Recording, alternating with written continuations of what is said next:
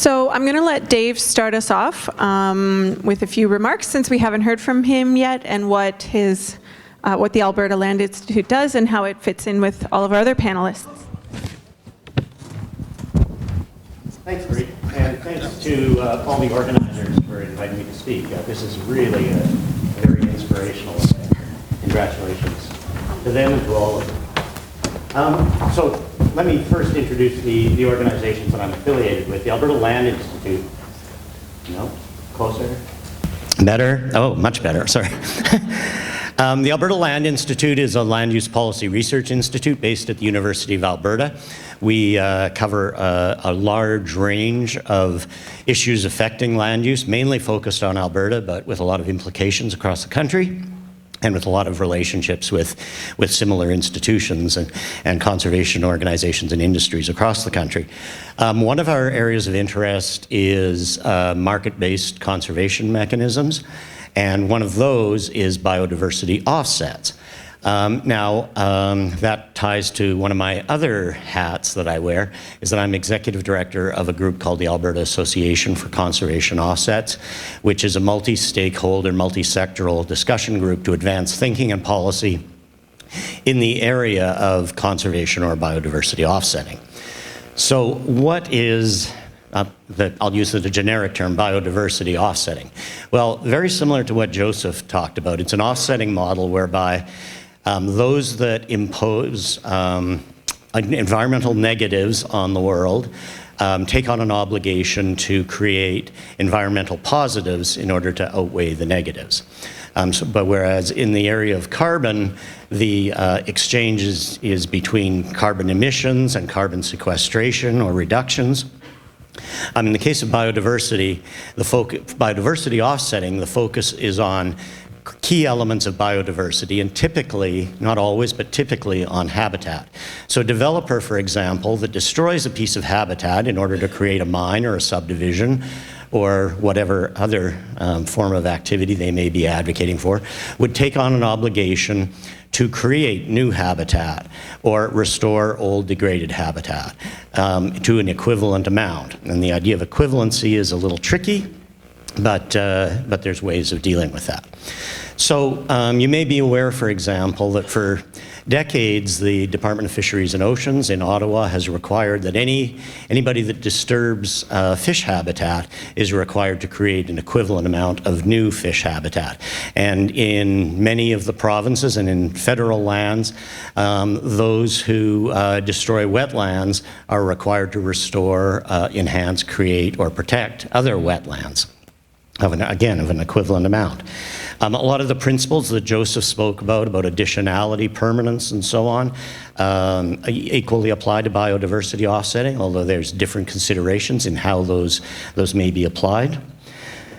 So briefly, and I think the relevance for the discussion today is that this is yet another mechanism for bringing private capital, in this case the capital from land developers, to the job of conservation. And it may be applied, again, to habitat restoration, to habitat enhancement, to the creation of new habitat, although that can be a little tricky, or to the job of protection. Again, each under its own conditions and with certain principles and restrictions applying. The specific mechanisms that are often used, it's often done on a project-specific basis, so a particular developer will have their own development project and will have a corresponding offset project, and really nobody else is involved other than their regulator and the communities they may have to deal with to that. Another common mechanism is an in-lieu fee fund, where the developer will pay into a fund that aggregates the money and then applies it strategically to conservation priorities, at least in theory. Those funds have a bit of a bad reputation for maybe not being the most efficient mechanisms. And then finally, there are systems of offset credit banking, where essentially any party can go out and do the habitat creation work, have those accredited in some way, and then that credit then becomes a saleable asset that they can then go to a developer who needs to do offsetting and say, we've already done it for you. And for, those precious dollars of yours, we will give you credit for what we've already done, and you can take that to your regulator. I've been speaking about this in terms of regulation. Several companies, both in Canada and worldwide, do it voluntarily, having set up their own internal programs or with conservation partners. Perhaps ironically, one of the leaders in that area in Canada has been Teck Resources.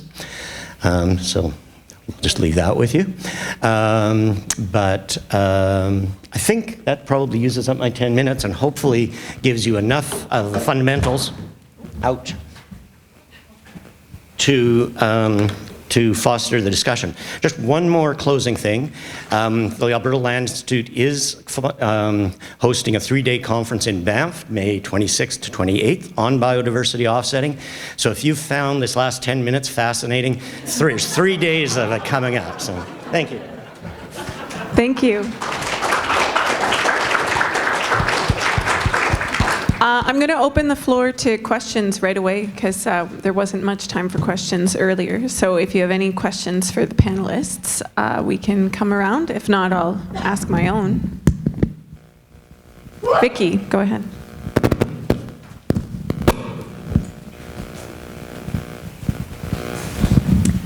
Thank you. I have a question about Spirit Bear Lodge, apart from how far ahead booked are you, because I want to go there. I'm interested in knowing if your community has undertaken any sort of assessments or anything of cultural or environmental impact of the lodge operations. Yeah, we actually just did one last year. So the guys from Coast Opportunities Fund just did an article on it, so you can find it on the Coast Opportunities website. But yeah, I think they looked at a bunch of the positive outcomes that came out of that. And yeah, I think for us, it's just totally changed our whole community. I think a lot more people now see that it's a lot better than forestry, which is very male-dominated. Now you're getting a diversity of people, men, women, and children now can get involved in things like tourism. Our guides get paid to be themselves. They get paid to interpret who they are. There's a lot of strength comes from being on the land, and so that's all talked about in the business case. So, yes. Steve.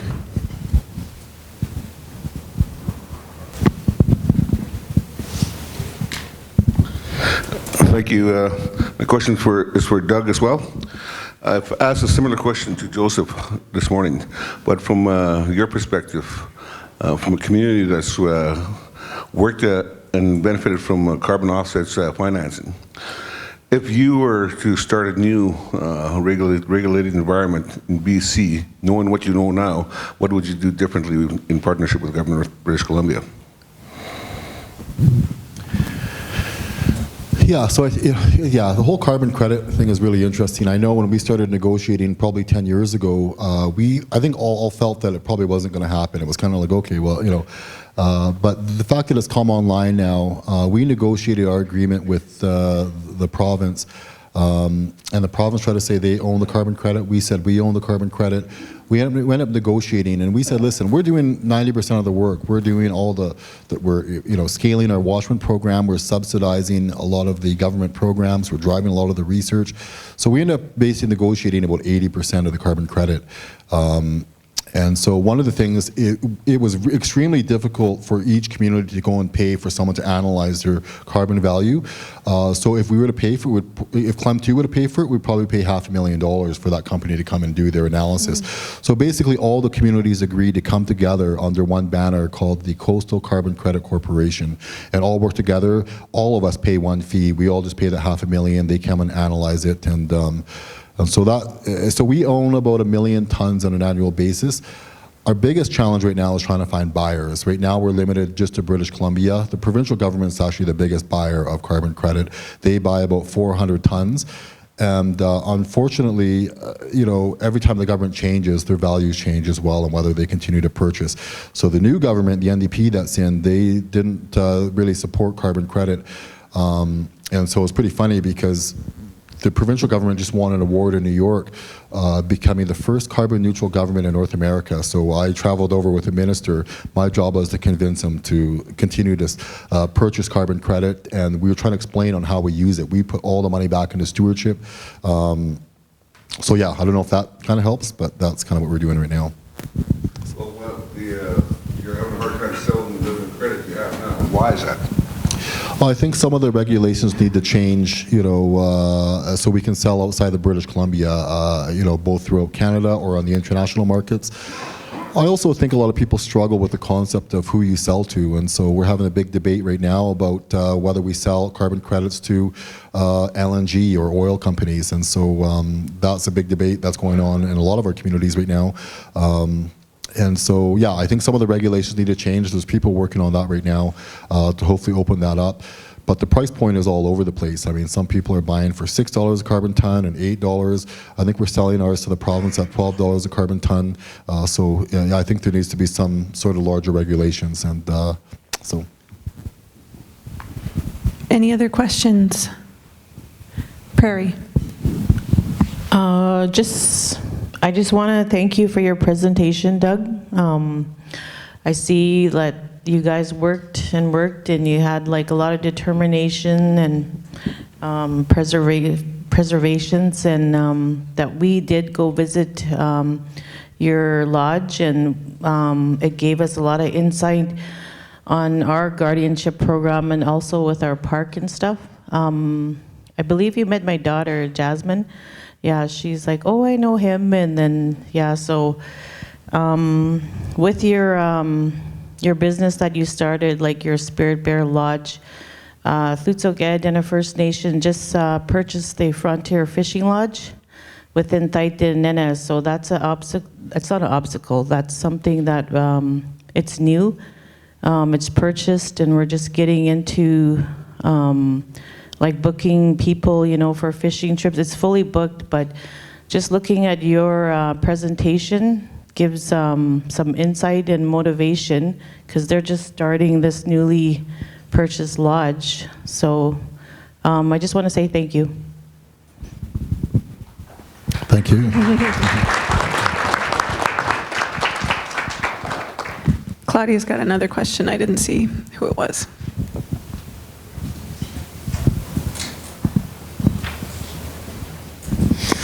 Don't expect anything funny from me. Anyways, I want to ask Joseph a question. Joseph, I never feel satisfied. Oops, here we go. I never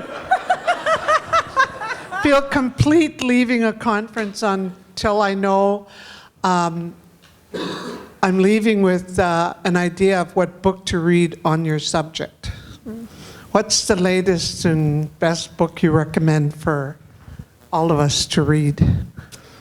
That's a great question, and it actually relates to something that I've found myself getting quite defensive about lately, and it's when people say, okay, well, where is it on your website that we can learn everything about this, and where has this been well arrayed in a fashion where we can go learn? And a simple answer is Google is great. I actually did it last night on that question, and there's some stuff, but of course it's from a variety of different viewpoints and hard to tell without some curation.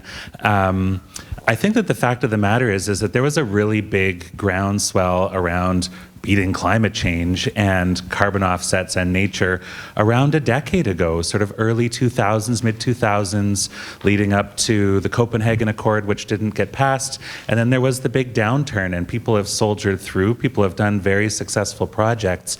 And I'd say over the last 18 months or so, people are kind of getting fire in their belly writ large in society about addressing this. We've got Greta Thunberg having a very clear rallying call. We're seeing climate-related disasters around the world, and people are really hot to trot again.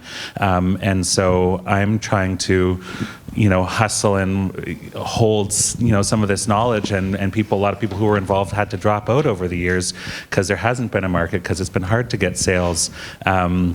And now we're trying to really hustle again to really ink this in, lock in some gains, grow some new tools, and really show benefit to the climate and on the landscape.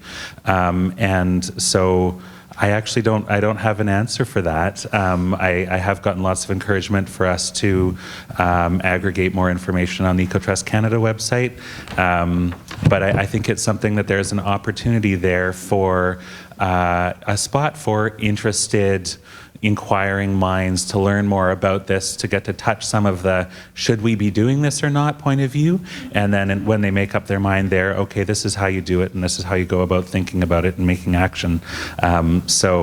I will keep working on that and continuing to encourage the people in government, in NGOs, folks that are getting around and getting engaged in this, making sure that we carve out time to record this information, to package it in a way that it can be shared is really important.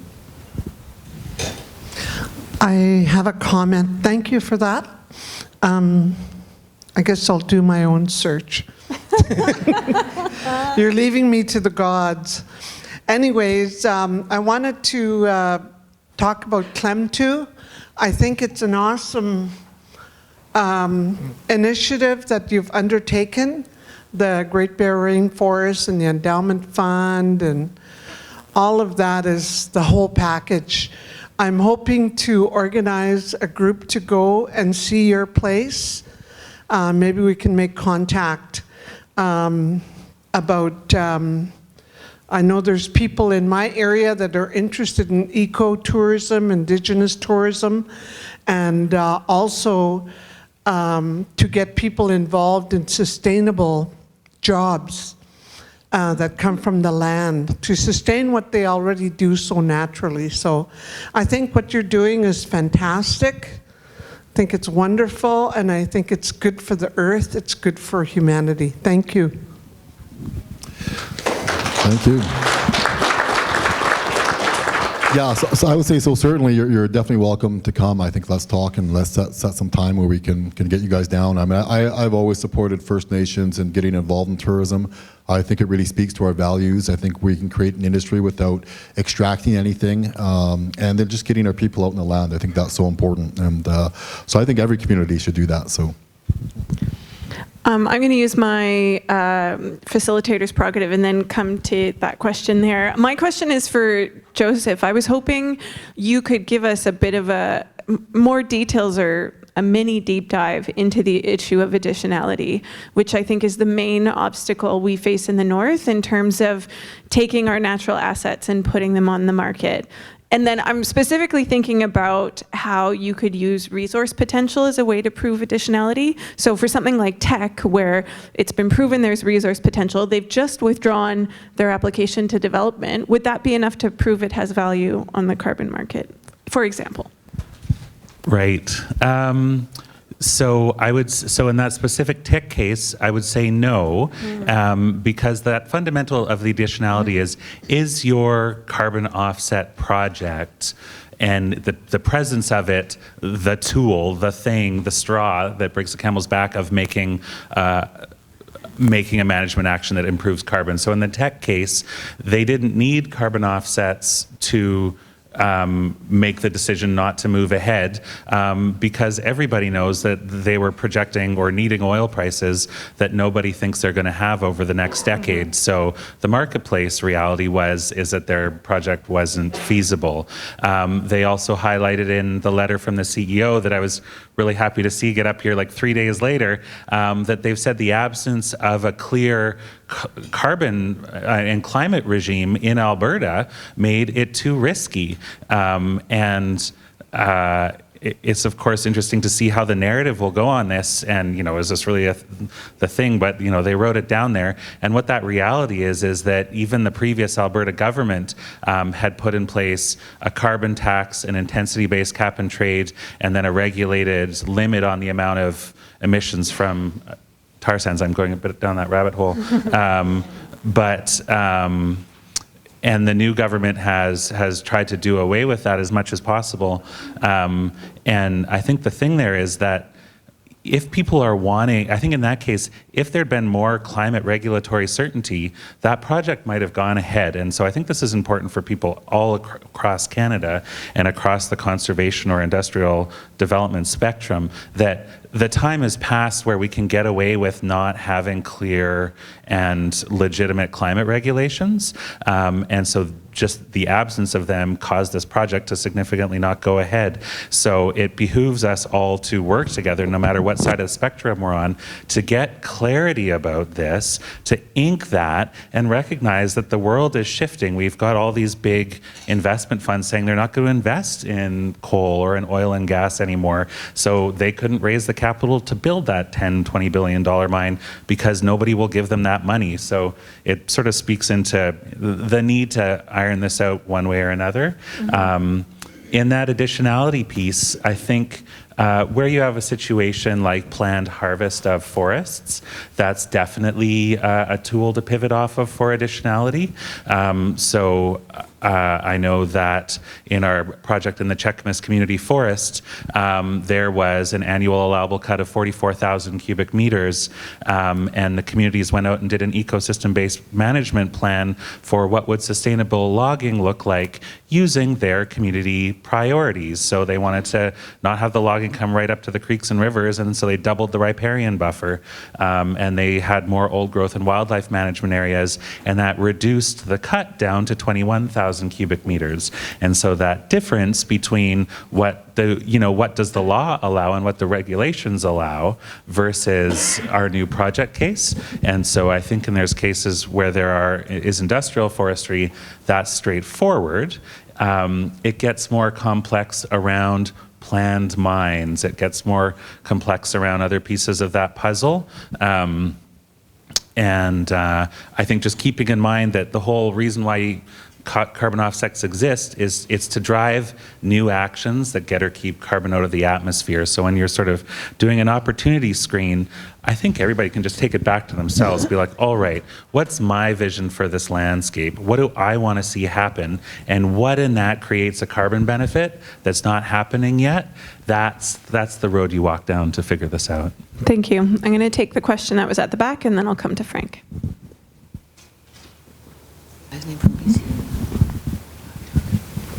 Hey, Doug, this is Friedrich.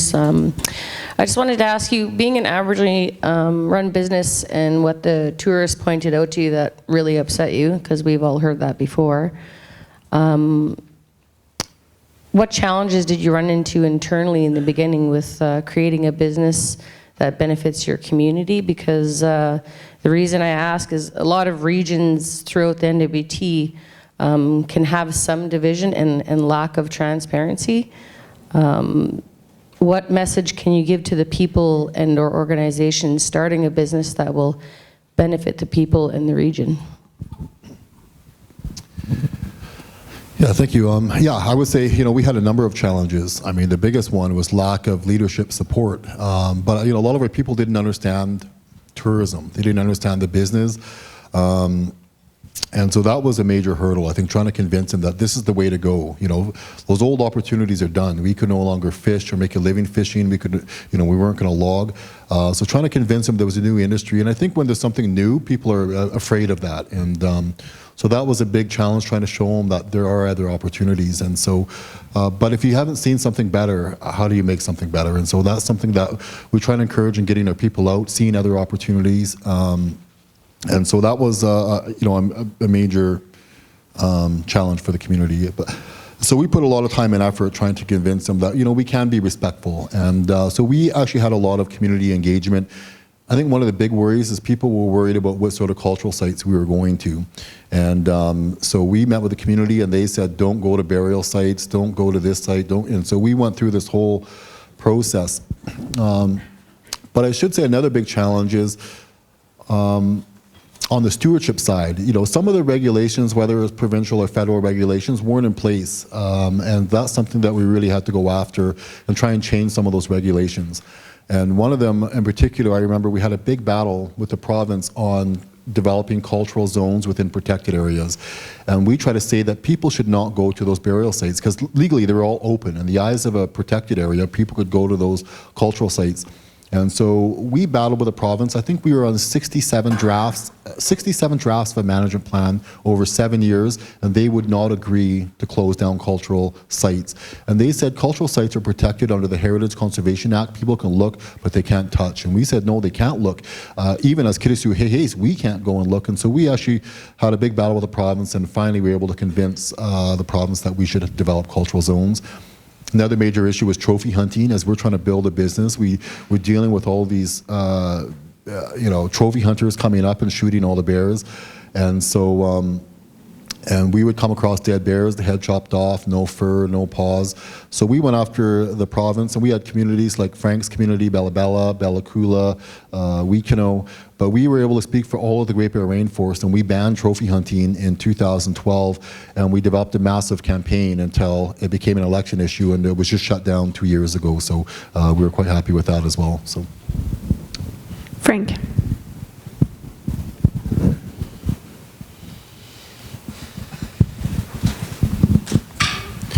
Yeah, to the topic of the conservation economy and how we're going to move forward, it's certainly a challenge.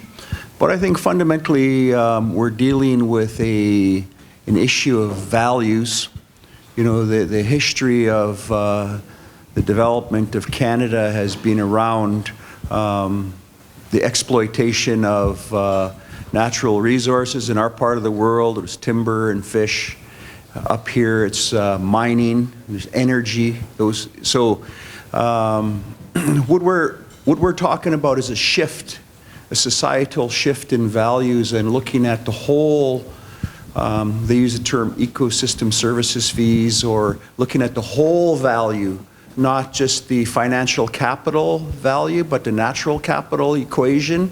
And so the mental shift that's required, the societal shift, and to be able to take lessons learned from the places like the Great Bear.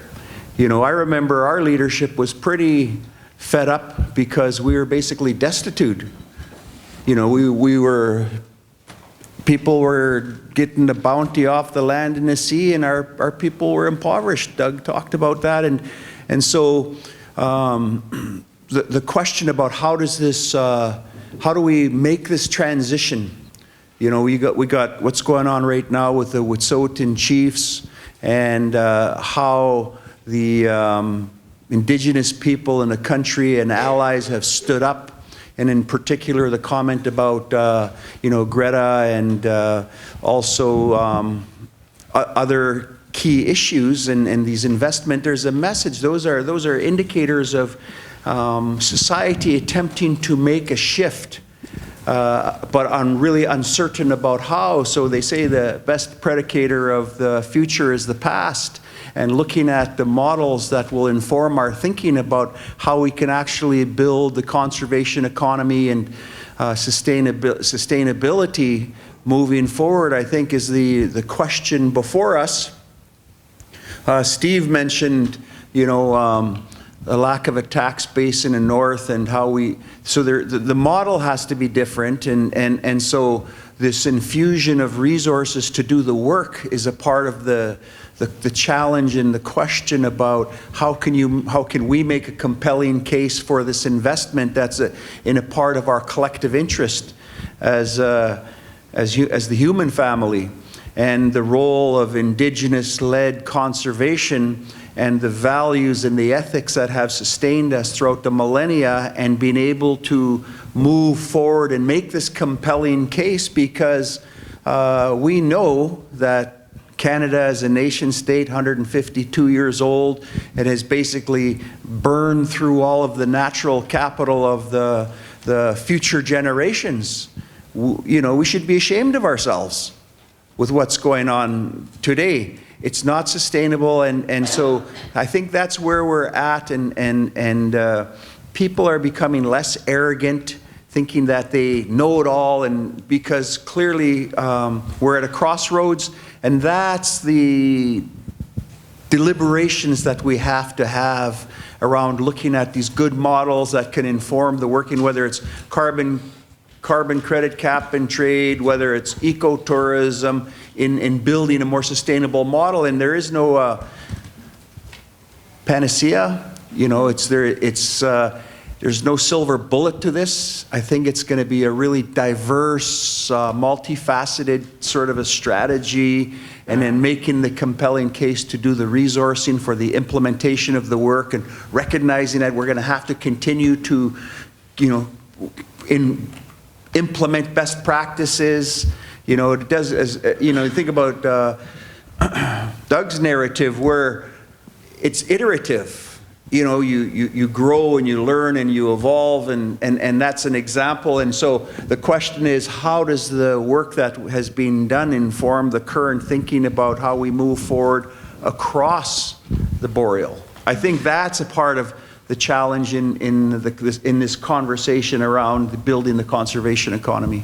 Thank you for allowing me to comment. Thanks, Frank. Any other questions? Or else I'll ask another. This question is for Eddie. We've heard, you touched briefly on a tourism example of Kenya, which seemed again to be a very high-end lodge, luxury experience, you know, observing and interacting with wildlife. Great Bear Spirit Lodge, it was a great to see the journey you took to get to something pretty similar, high-end lodge, exceptional experience of interacting with nature. I was wondering, is that a one-size-fits-all formula, or what are some other examples you might know of where tourism's been used to sustain an economy, but maybe with a slightly different model? Answering that can easily get me in trouble with a variety of different tourism operators. This is a safe space. I mean, I think back to Doug's comment of the kayakers and how incredibly cheap they are.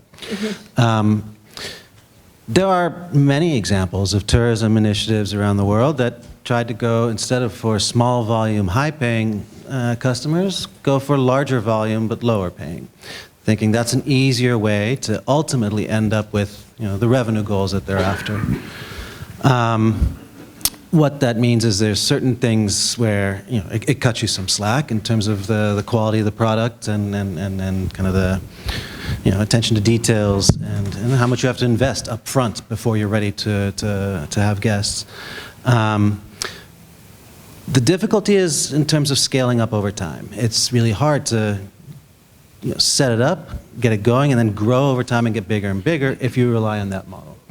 Just because volumes start overwhelming both the capacity of the business, but importantly, especially if this is part of a conservation financing strategy, once the volumes get big enough, you're also running into management challenges for the tourism product that you're selling, right? If you have tons and tons of people running around the forest, eventually the forest is going to show wear and tear. If you've got people coming over to see the wildlife, you know, there's pictures of some national parks in Africa where you see one lion surrounded by a whole bunch of cars and buses full of tourists. That ultimately erodes your tourism assets and your tourism enterprise. I'll close with one quick thing that I always think of when sort of looking at the opportunities, which is a project that happened in Bolivia, where they tried to set up a, you know, sort of an accessible tourism venture that didn't rely only on high-paying tourists. But still, they spent about $2 million setting up the lodge and the marketing and such and the plans. And ultimately, their annual revenues were on the order of $50,000 to $75,000, $50,000 to $75,000, yeah. Now, if you put $2 million in an endowment, you should be able to make at least $100,000. And so that trade-off is something worth looking at in terms of the various opportunities available. Thanks. Any other questions from the audience? I'll just ask one more, and then we'll see.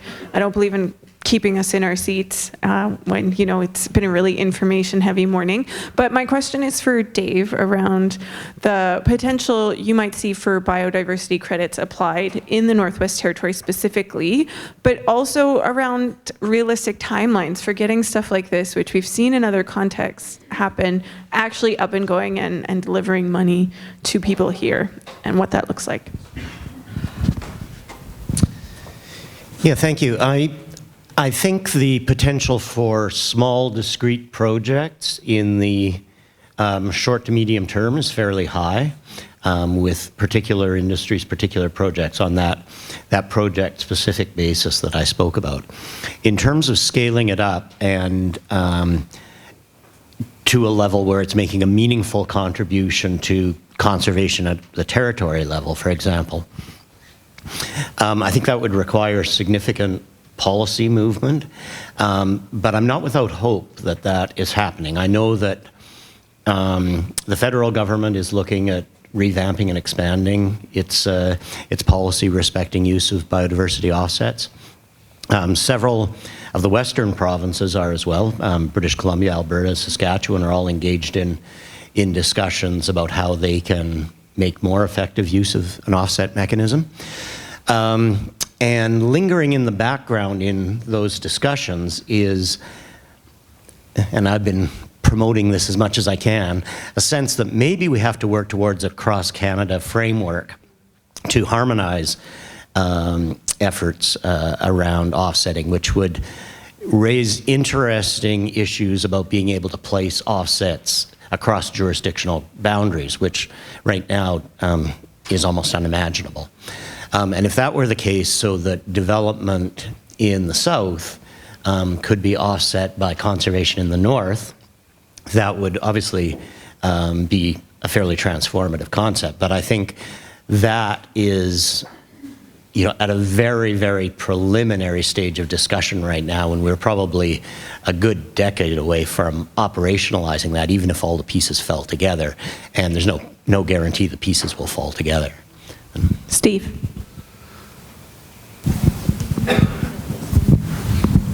Maybe this is more of a statement than a question. Biodiversity offsets seems to make sense if you operate at a global level. Why restrict it only to Canada, where there's a lot of biodiversity? But we know that biodiversity at a global level is in a crisis situation. So why not make Canada a part of a global marketplace rather than just restricting ourselves to provinces, territories, or the Canadian state? Good question. Yeah, certainly in terms of the market dynamics, I think you're absolutely right. The challenge is that biodiversity, unlike carbon, which is naturally a global commodity, a global issue, biodiversity tends to be very site-specific and specific in its characteristics. So, for example, in general, well, as I referred to one of our more common offset programs earlier, wetlands are traded for wetlands, typically in the same ecoregion, often in the same watershed or sub-watershed, because we want to preserve those ecosystem values in that place. If we go, and that's called like-for-like offsetting. If we go beyond that, we raise questions about we're trading one form of biodiversity or one form of habitat for another. So as an extreme example, I had a discussion several years ago with a major energy company in Alberta. They were interested in the oil sands, and we were talking about potential for offsetting around oil sands impacts, and they said, well, if we're really interested about biodiversity, I mean, really, the boreal forest in the oil sands region is not a global hotspot for biodiversity. It's got its values, but why aren't we looking at investing in the Amazon rainforest? And so why can't we apply biodiversity credits from the Amazon rainforest to justify development in the oil sands? Well, they're both biodiversity, and maybe in terms of biomass or number of species affected, that might be a rational calculation. But it's pretty hard to say, well, we're selling off the boreal forest for the sake of the Amazon. It raises really serious philosophical issues, and also in terms of how you compare caribou with three-toed sloth, and which one is, more valuable. Just the logistical issues of trying to figure those questions have become fairly profound. So I think it's an excellent question. I think the answer is it could be kind of a real morass to try and design a system like that would work in a principled manner. But an interesting thing to think about. And yeah, I'll put in a point there that really jumps out, and that is almost parsing the biodiversity offset question into a voluntary and compliance type view. So what Dave's been speaking about is, and the way that I think a lot of biodiversity offsetting is rubber hitting the road, is exactly if we're going to degrade one ecosystem here, we're going to try to help fix it somewhere else. And that kind of makes sense on a local level. And so you want to have those beneficial impacts happening close by. And that, I think of that as almost like a compliance frame where you're being forced, it's still better than nothing, but you're being forced to rectify, and so people are buying it because they have to. I think maybe more into Stephen's frame, and I think how people think about it is, if you could have a biodiversity offset or a biodiversity credit that's not necessarily offsetting something bad, it's a proactive way for people to be able to invest in something good. And so there's a pretty big demarcation between those two, including not needing to cite that fix right nearby, but be able to have it be global. So create a unit that someone in Germany or someone in South Africa or someone in Taiwan could support activities that create biodiversity outcomes, and spend the time and work to unitize, to create units of biodiversity, and a clear way to communicate this in a tradable level that could be open for international investment. And so I kind of see parsing of those things, and the term offset is maybe not the ideal term for those proactive ways of biodiversity credits or biodiversity outcomes that you could generate. I just wanted to say, I think I know the answer for the people in this room if you asked which do you prefer, a caribou or a three-toed sloth. But Steve, go ahead. Can't beat the caribou tongue, man. It's one of the things that I'm realizing here now is the rules with which we're working is outdated. I think the carbon offsets and whatnot was starting to created in the early 2000s, right around the Kyoto time. We live in a different environment now, but the rules around this is not catching up to that different times. And we're talking about biodiversity loss, yet how financing mechanisms that can support the protection of biodiversity is based on offsetting other. So, I think the language has to be revisited. Maybe, like I said, maybe it's not an offset that we're looking at. Maybe it's a new agreement of some sort needs to be addressed, because Canada and places like Northwest Territories have to take a leadership role, because if Canada has to sterilize a great swaths of land, then for the benefit of people outside of Canada, then those people from outside of Canada should be given the opportunity to finance these offsets or these sterilized lands. Because if we don't do that, then the continuation of biodiversity loss is going to continue. If we follow the same rules, the continuation of biodiversity loss will continue. Any other questions? Yep, Tracy. So this is a question for maybe all. We need to preserve your words for posterity. Thank you. So this is a question maybe just for any number of you on the panel. There is a $3 billion natural climate solutions fund that the federal government has put forward. They have plans for that fund. But I'm wondering if you all have any ideas that you might share with us this morning about how that fund also could help provincial and territorial governments to do the type of work that you've been so helpful to define, describe, and explain this morning to us in terms of what that fund's possibilities are, whether it be a regional climate trust of some sort or other mechanisms that might be available from the wealth of experience on the stage. If you could chat about that for us. If it's all right if I hop in, I think it's very exciting that the federal government has made this commitment, and hopefully everyone can help keep them to it. And in so much as they are very general about what it's going to be, I think people getting in their input sooner rather than later makes a lot of sense. From my point of view and from past experience, I think we have an opportunity here where they're saying that this fund is for natural climate solutions and climate, and so we need to make sure that this money is being spent efficiently on natural climate solutions and climate. I'm not going to say that the only definer for benefit out of it and for how they choose projects should be climate impact, but I'm going to propose that people should at least be able to be clear on if they're spending money in the name of climate, what is that impact going to be created by your project? So doing that quantification work makes some sense.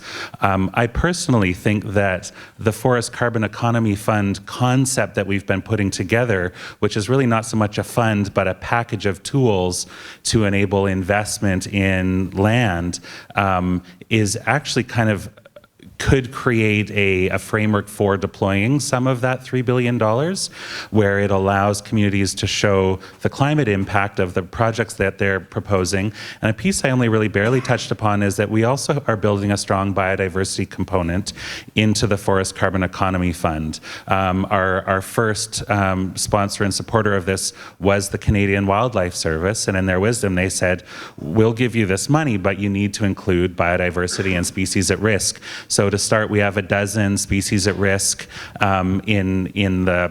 that we're building into the matrix, and we have to figure out different forest management actions and the impact that they make in terms of climate and the intersection of the impact that they make in biodiversity, and build our tools so that you can assess and communicate those both.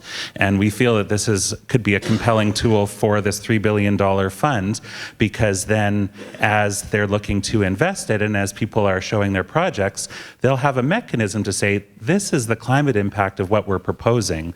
This is the biodiversity impact of what we're proposing, which I would imagine would make it compelling.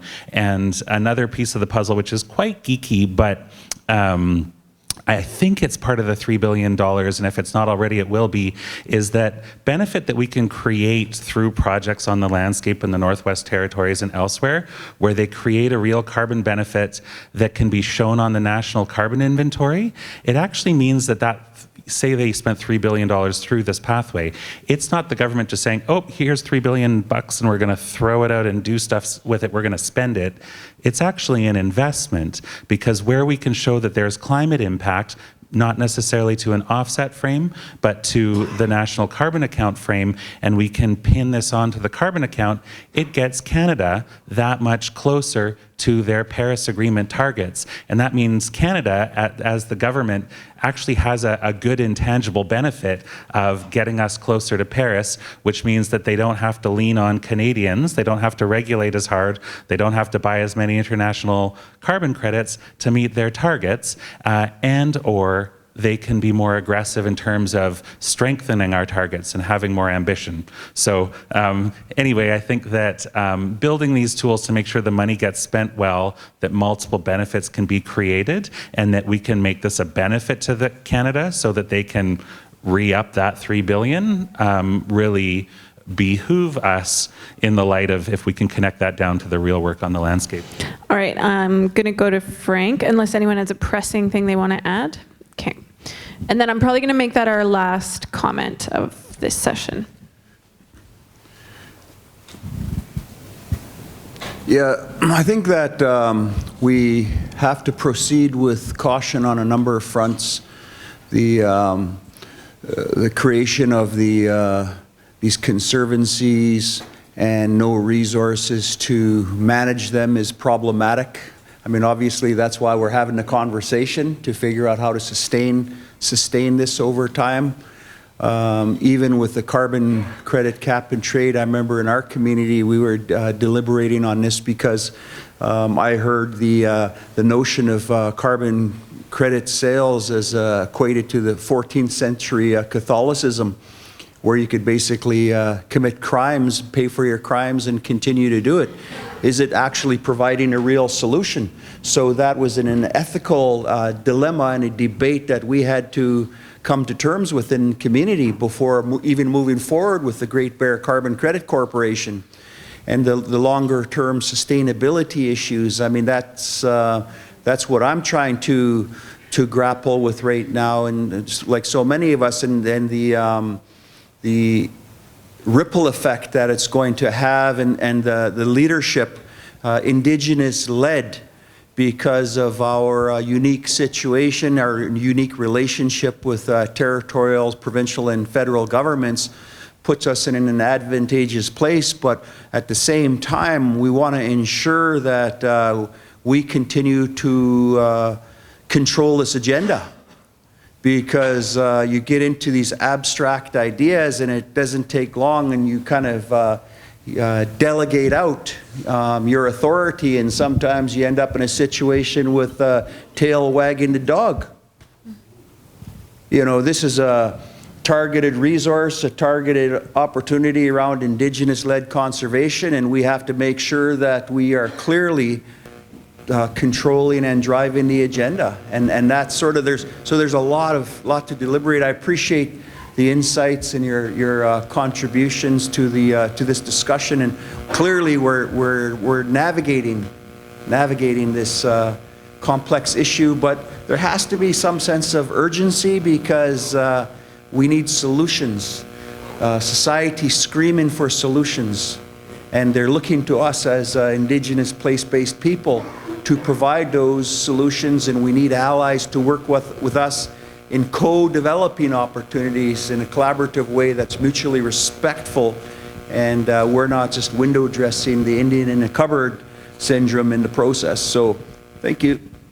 Thanks, Frank. I'm going to use my last minute to promote two things that are adjacent to this but not directly related. One is that tonight at the Museum Cafe, there is a fundraising concert for the Wet'suwet'en Legal Defense Fund.